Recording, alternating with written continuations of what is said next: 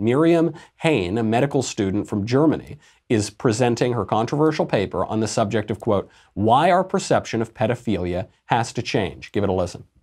According to current research, pedophilia is an unchangeable sexual orientation, just like, for example, heterosexuality. No one chooses to be a pedophile. No one can cease being one.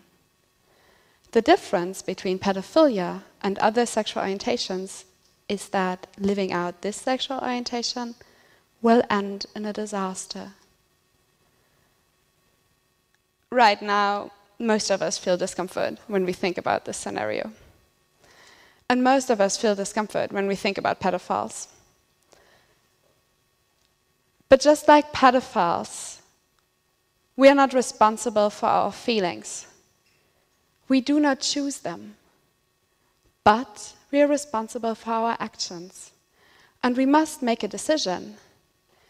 It is in our responsibility to reflect and to overcome our negative feelings about pedophiles and to treat them with the same respect we treat other people with.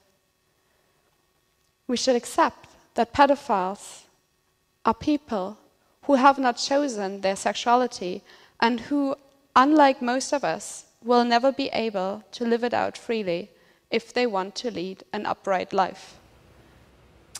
We have to overcome our negative feelings toward pedophiles. I will say, if I had to cast anybody in the world to present the argument for normalizing pedophilia, I would normalize that woman who sounds exactly like a Bond villain.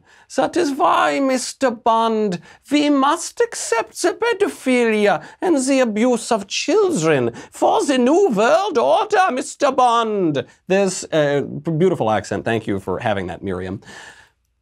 Her argument, if you begin with the premises that the Cultural Revolution, the sexual revolution that the left has embraced, if you begin with those premises that we can't judge sexual orientation and sexual preferences, that there is no normative good and normative bad when it comes to sexual preference, if you begin with that premise, her argument is exactly correct.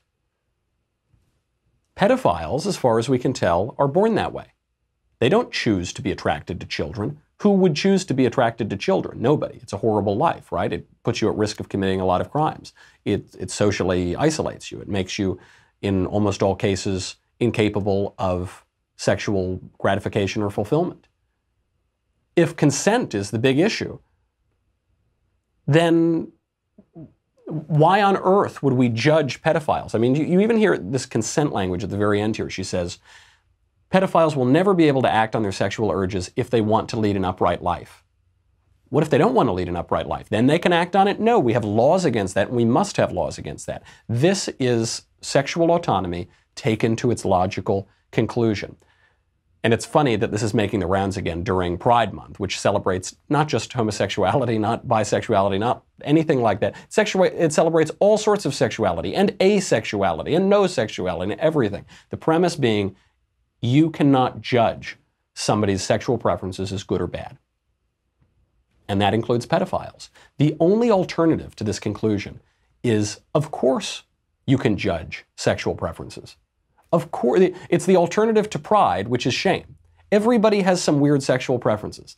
And you can either say that those preferences are wrong in and of themselves, like pedophilia, or you can say no sexual preference can be right or wrong.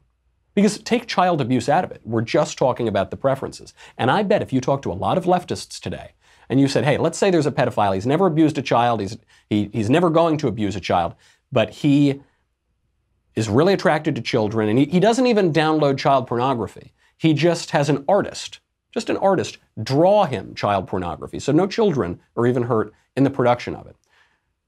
Should the pedophile be allowed to look at drawn images of children having sex or being sexually abused? Let's say there are sex robots now. Should the pedophile be allowed to have sex with a sex robot that looks like a child if he's never going to abuse an actual child? And if you ask the left that question, their gut reaction would say, of course not. Of course he shouldn't be allowed to do that.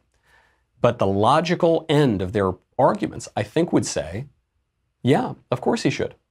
Doesn't hurt anybody. He's indulging his own fantasies. That's fine.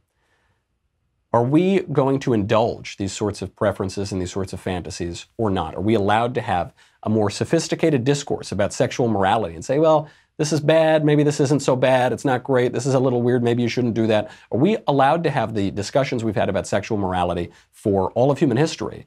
Or are we in a world in which you are called a bigot if you raise objections even to a pedophile orientation?